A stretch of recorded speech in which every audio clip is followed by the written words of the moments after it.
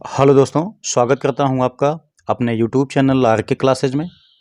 दोस्तों ये class high school का है। यहाँ पे आप देख सकते हैं कक्षा 10 का सिलेबस है। ये द्विघात समीकरण मैथमेटिक्स। दोस्तों ये वो क्वेश्चन है जो कि आपके एग्जाम में लगभग हमेशा पूछा जाता है। इससे रिलेटेड जो भी क्वेश्चन आपके बनेंगे, इस वीडियो को देखने के बाद आप बहुत आसानी से ऐसे सवालों को लगा पाएंगे। ऐसे ही सवाल दोस्तों एग्जाम के बोर्ड में फ्रेम किए जाते हैं, तो आपको ऐसे प्रश्नों को सबसे ज़्यादा ध्यान से समझने की आवश्यकता होती है। तो दोस्तों यहाँ पे देखेंगे क्वेश्चन क्या दिया गया है।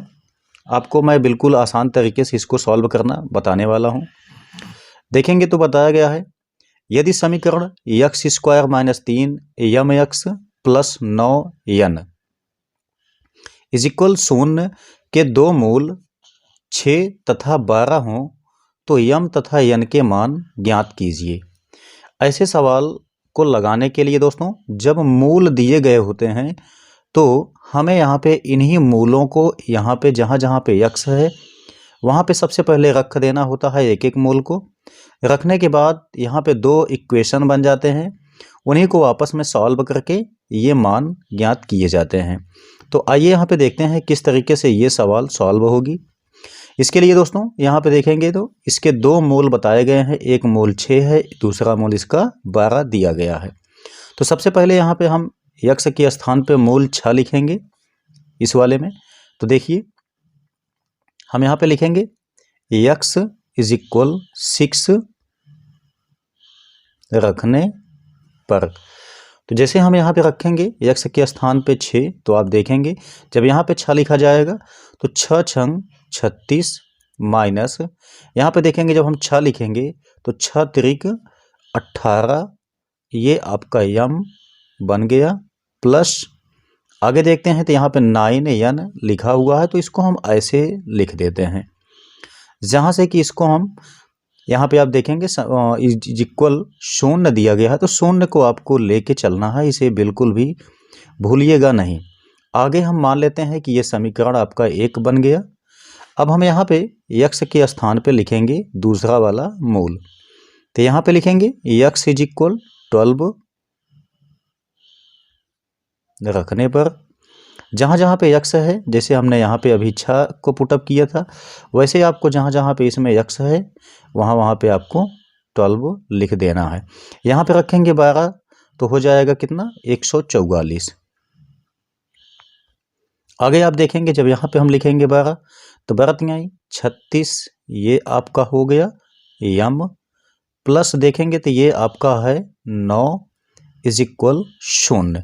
तो दोस्तों ये जो है आपका द्वितीय समीकरण बन जाता है। अब इसके बाद इसको लगाने के लिए आपको जो भी अच्छा लगे, जो भी मेथड अपना सकते हैं।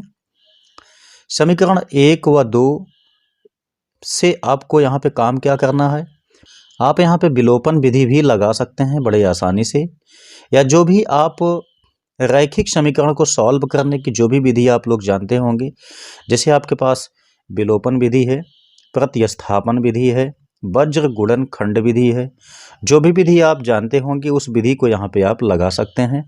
तो मैं यहाँ पे लगाऊंगा विलोपन विधि, चूंकि यहाँ पे आप देखेंगे तो 9n ये दो पद जो हैं बिल्कुल दोनों समीकरण में समान हैं। तो इसलिए हम यहाँ पे क्या काम करते हैं, समीकरण 1 में से हम 2 को घटा देते हैं। तब आप देखेंगे जब हम यहाँ पे घटाने के लिए लगाएंगे तब आप देख सकते हैं इसको हम सिंपल लिखते हैं। सबसे पहले पहला वाला इक्वेशन ये बना हुआ था, सेकंड वाला इक्वेशन आप देख सकते हैं 144 minus 36m plus 9n is equal 0। हमने यहाँ पे कहा है समीकरण 1 में से 2 को घटाने पर समीकरण 1 आपका ये है, 2 आपका ये है। तो चिन्ह आप लोग जानते होंगे, घटाने के लिए जहाँ पे प्लस होता है वहाँ पे माइनस लगाते हैं, जहाँ पे माइनस होता है वहाँ पे प्लस लगाते हैं, ऐसे हम लगा देते हैं।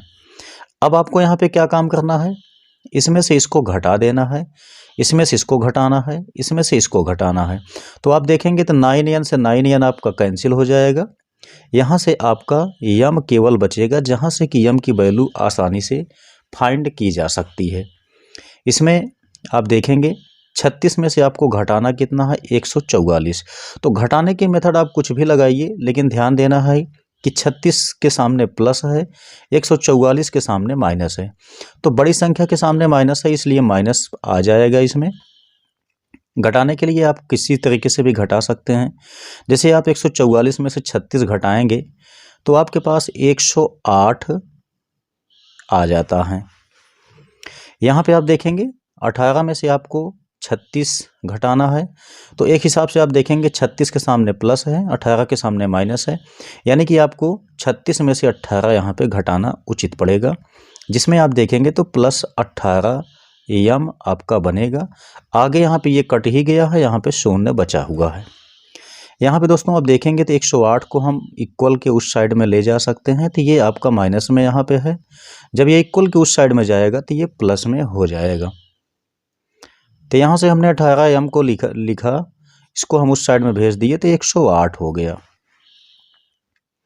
अब यहाँ से आपको यम बचाना है, 18 से आपको भाग दे देना है। जैसा भी आप भाग देना चाहें दे करके इसको काट सकते हैं।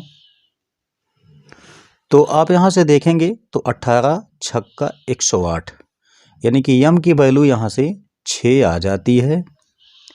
आपने देखा था समीकरण में कि इसमें यम तथा यन दोनों के मान हमको निकालना था, तो हमने यहाँ से यम का मान फाइंड किया हुआ है। अब इसके बाद आपको यन का मान निकालना है। यन का मान निकालने के लिए आपके पास दो रास्ते हैं।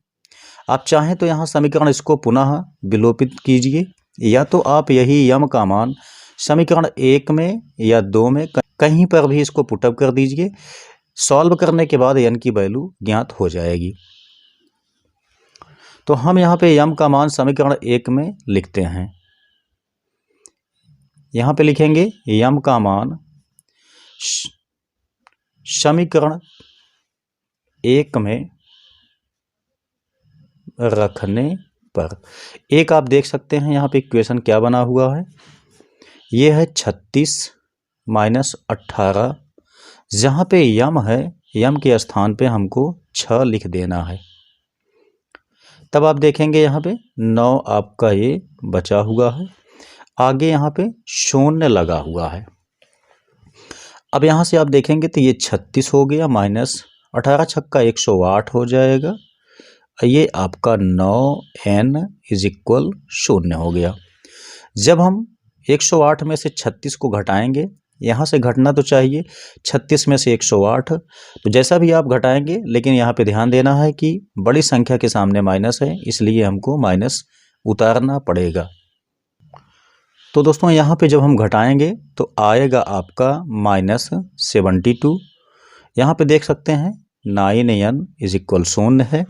अब आपको इसको इक्वल के उस साइड में ले जाना है, 9 को यहाँ पे छोड़ देना है, तो ये आपका हो जाएगा प्लस में 72।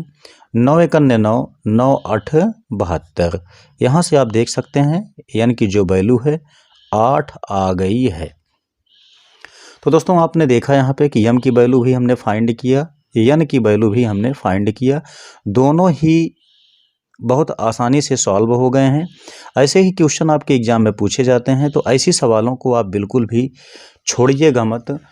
कोशिश कीजिएगा कि इसके मॉडल को आसानी से आप समझ सकें, क्योंकि एग्जाम में ये आने वाला होता है।